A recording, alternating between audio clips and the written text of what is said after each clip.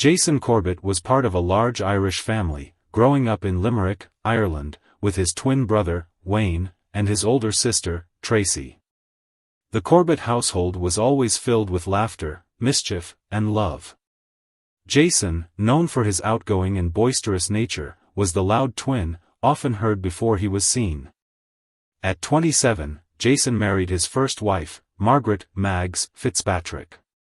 The couple was overjoyed when they welcomed their first child, Jack, into the world. 2 years later, they welcomed their second child, Sarah, and completed the family they had always dreamed of, with their prince and princess finally arriving. Jason and Mags were overjoyed and felt their family was complete. They were excited for the future and cherished every moment with their young children. However, their happiness was short-lived when tragedy struck in 2006. Mags, a longtime asthmatic, suffered a bad attack during the night. In a panic, Jason called emergency services, and an ambulance rushed her to the hospital. Tragically, Mags passed away in the ambulance on the way to the hospital. Jason, who was 30 years old at the time, was devastated by the loss of his wife. His 2 young children, Jack and Sarah, were only 2 and 12 weeks old. It was an incredibly challenging time for him as he faced the daunting task of raising his children on his own. Despite the overwhelming grief, Jason knew that he had to pick up the pieces and continue moving forward for the sake of his children. 1 year after Mags's death, Jason needed help with his children, Jack and Sarah. He decided to seek help through an au pair and posted an advertisement on the internet. Molly Martins, a young nanny from Knoxville, Tennessee, caught his attention. Having grown up babysitting, she harbored a deep passion for working with children. Molly had briefly studied at university but felt a strong desire for a new chapter in her life. She was looking for an adventure and believed working as an au pair in Ireland would provide just that. In March 2008, Molly arrived in Limerick, ready to start her new adventure. From the moment she met Jack and Sarah, she connected with them effortlessly. Her love for children was evident, and Jason couldn't help but notice how at ease his children seemed to be around her. As time passed, the relationship between Jason and Molly evolved from a professional one into something more personal. Their love for each other grew, and those who were close to Jason couldn't help but notice how happy the couple seemed. The sadness that once consumed Jason had been replaced with a new joy. Molly's presence in Limerick had brought new life into Jason's world. After 2 years together, Jason and Molly began discussing their future. On Valentine's Day 2010, Jason proposed to Molly at one of their favorite restaurants in Limerick. The couple was happy and celebrated their engagement with friends and family with a champagne toast. Molly, overjoyed to be engaged to Jason, wholeheartedly embraced the role of his future wife. She treated Jack and Sarah as if they were her own. Molly and Jason had been dating for several years when the couple decided to tie the knot. Their family supported their relationship and were thrilled when the couple got engaged. Yet everything changed after Jason's loved ones arrived in America for his and Molly's wedding. The Molly that they had known in Limerick seemed to have changed. She was acting weird, controlling, and angry, and did not seem like the blushing, happy bride they had expected. Throughout the wedding weekend, Molly barely left her room and did not socialize with anyone. This behavior puzzled Jason's family, as they had always been under the impression that Molly and Jason were deeply in love. One day, one of the bridesmaids approached Jason's family and revealed that Molly had confided in her that Molly had once been close friends with Mags, Jason's deceased wife, before Mags died from cancer. This information shocked Tracy, Jason's sister. Mags had not died from cancer, as Molly had claimed. She had passed away from an asthma attack. Furthermore, Molly absolutely did not know Mags. Tracy, who had been friends with Molly for years, began to question if her brother should marry her. As the weekend progressed, Molly's behavior continued to deteriorate. She seemed distant and disinterested in the wedding preparations. Jason's family was concerned and tried to understand why Molly had lied about knowing Mags. Several of Jason's friends felt the same way Tracy did and questioned whether Jason should marry Molly. One of them, a groomsman at his wedding, told Jason it was not too late to walk away from this and return to Ireland. However, Jason said he couldn't. He had made a commitment to Molly, and he was going to follow through with it. As the wedding day arrived, tensions ran high. Jason's family watched from afar as Molly stood by his side. They hoped for the best but couldn't help but feel a sense of unease. The wedding ceremony passed without incident, but the aftermath left more questions than answers. Jason's family remained concerned about their future and pondered whether Molly was truly the right person for Jason. After Molly and Jason married, they settled with Jack and Sarah in Winston-Salem, North Carolina. From the outside looking in, the Corbett family appeared to be the ideal blended family. Molly seamlessly fit in with Jason and his children, or so it seemed. According to Tracy, Jason expressed the desire to return to Ireland but understood the challenges of leaving Molly.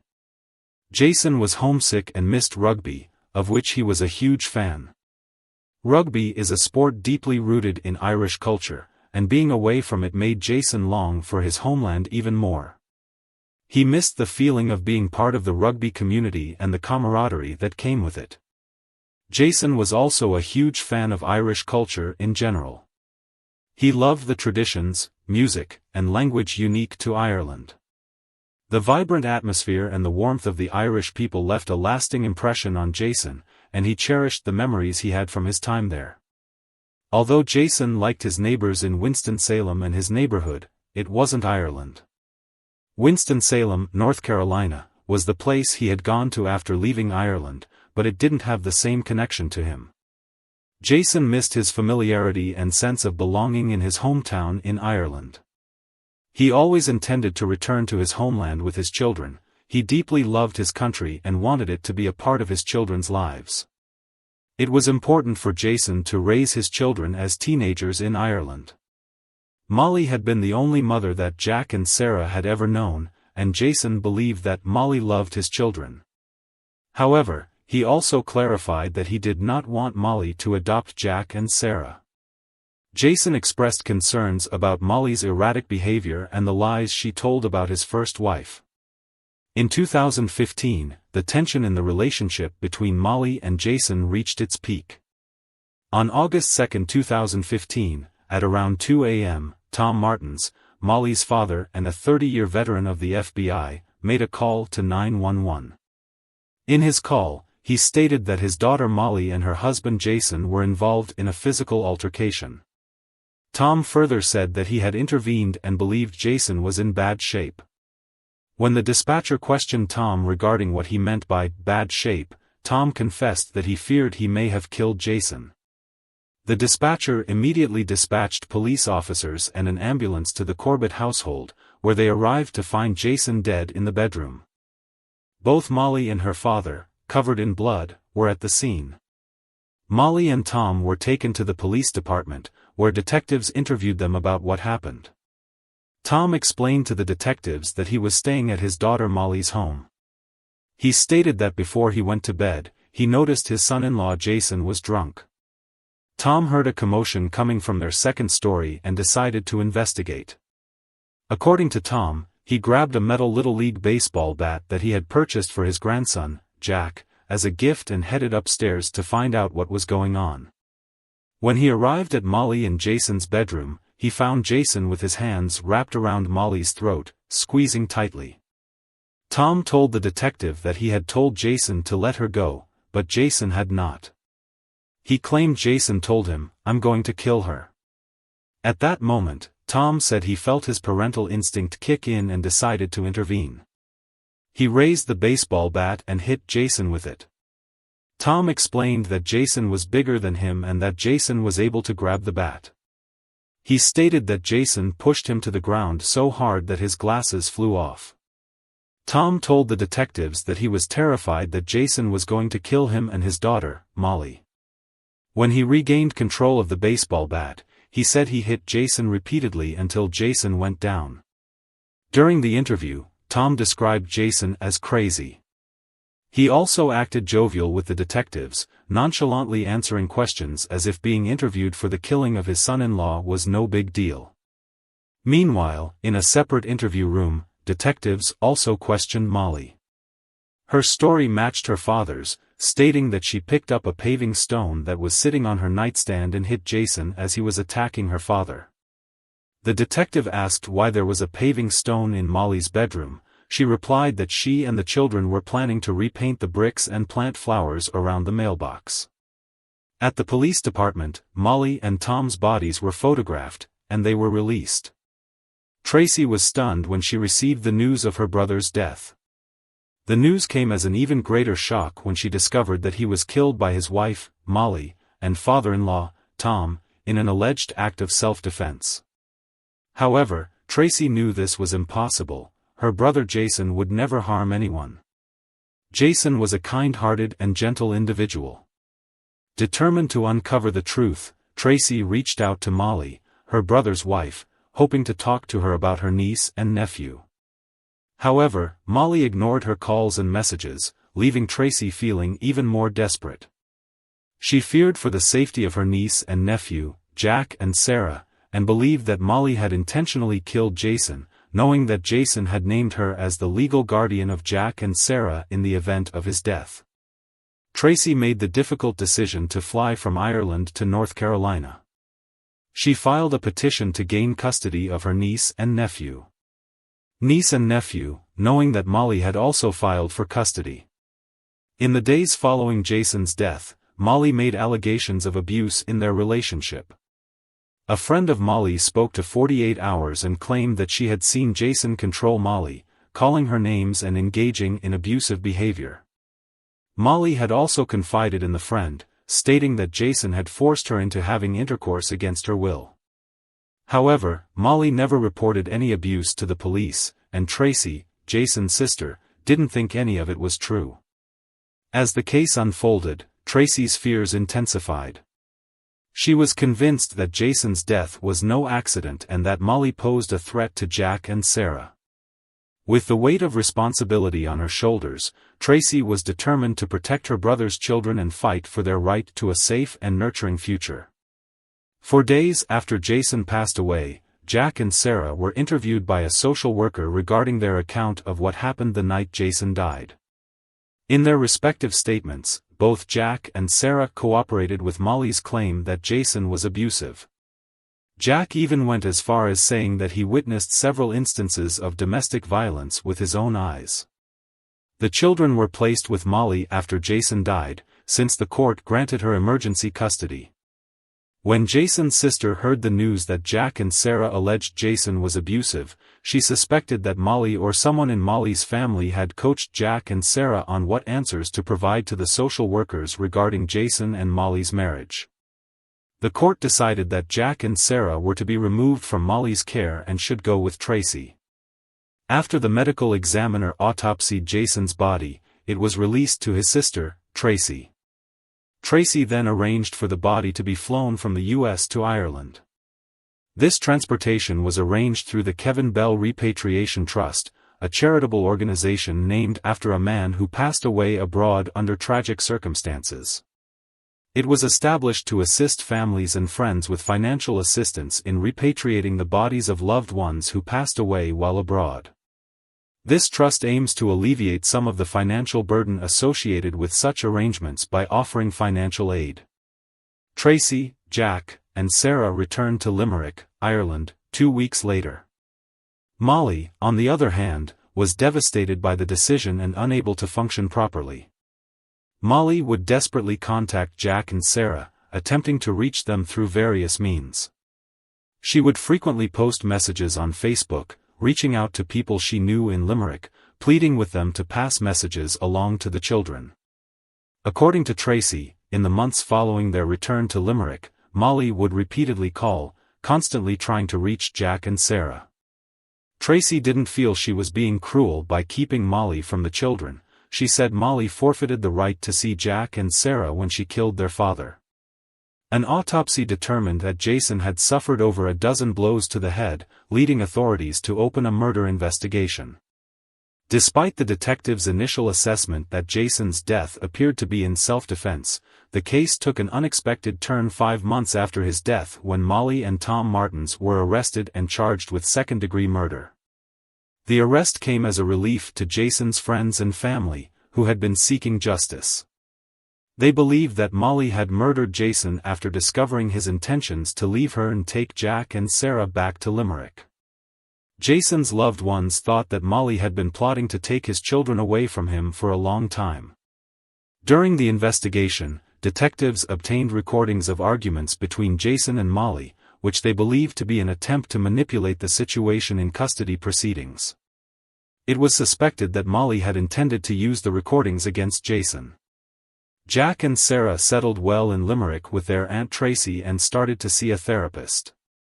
9 months after Jack and Sarah arrived in Ireland, Jack made a startling revelation. He recanted the initial statement he had given to the social worker in the days after his father's death.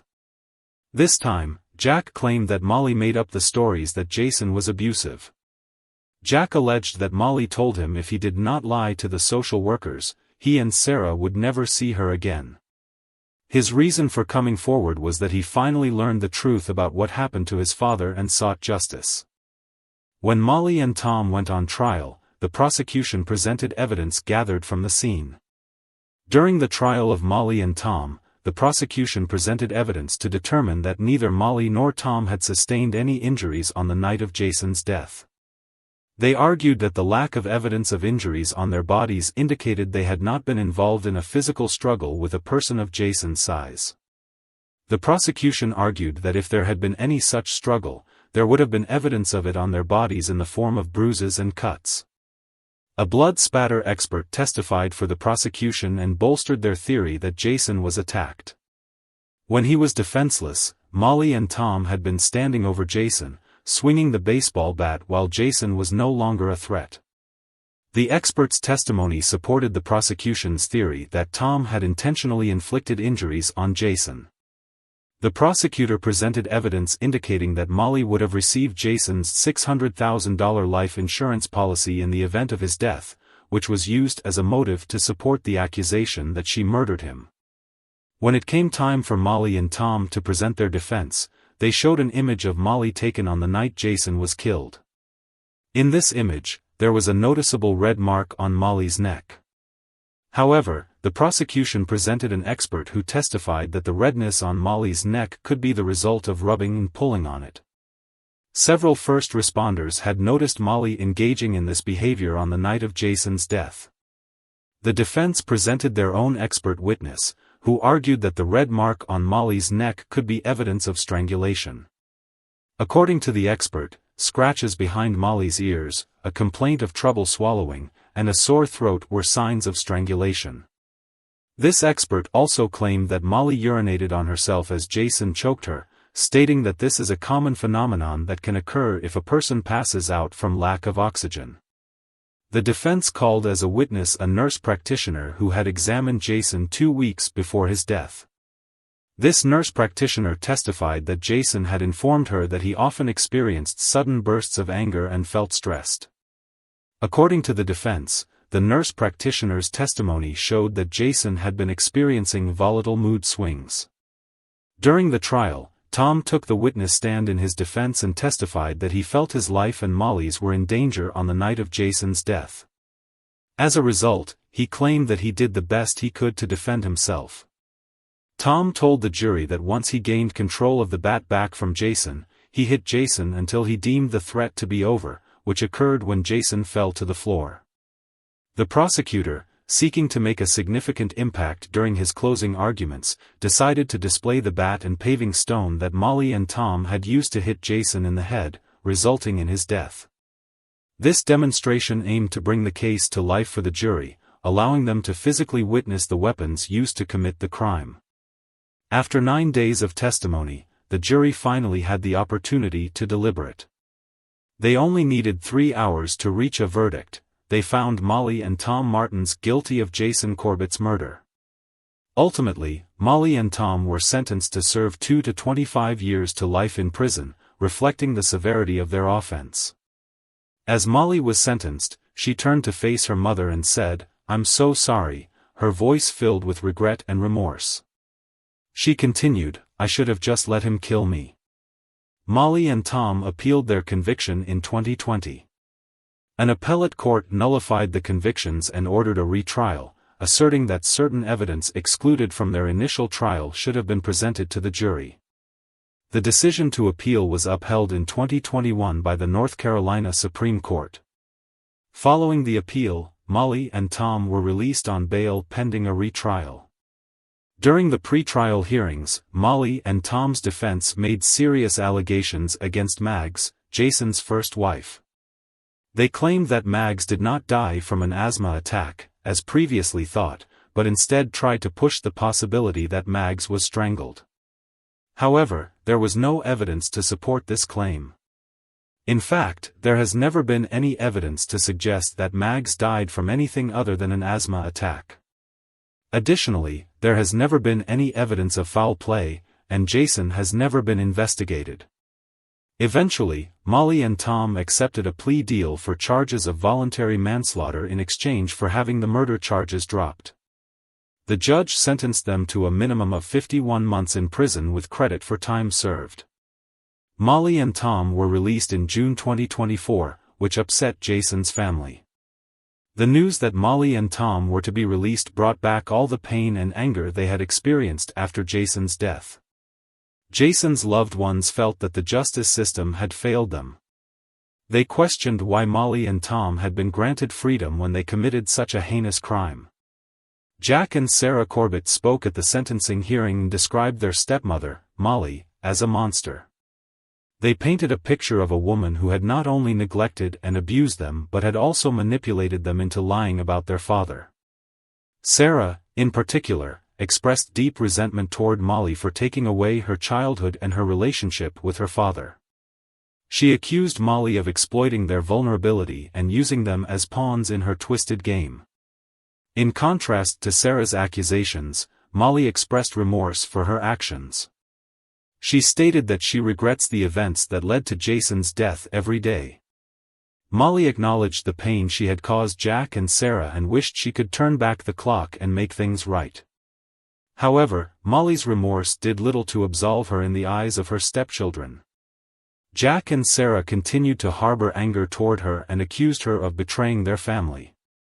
Sarah stated that she would never get back the father she lost and that Molly's regret would never fill the void left by his absence.